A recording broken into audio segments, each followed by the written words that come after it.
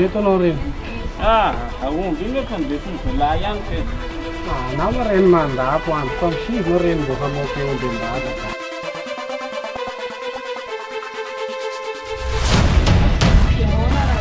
Wana ini no yan na tunggal daw si.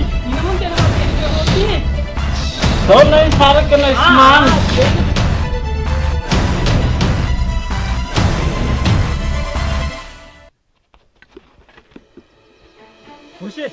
Bushe.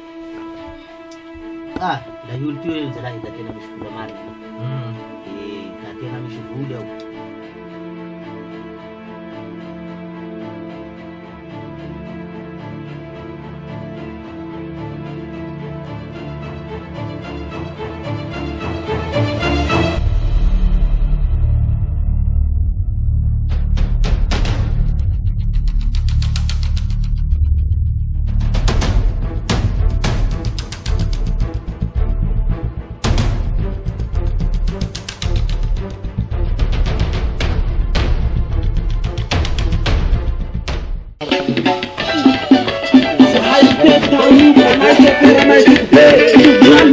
Hey,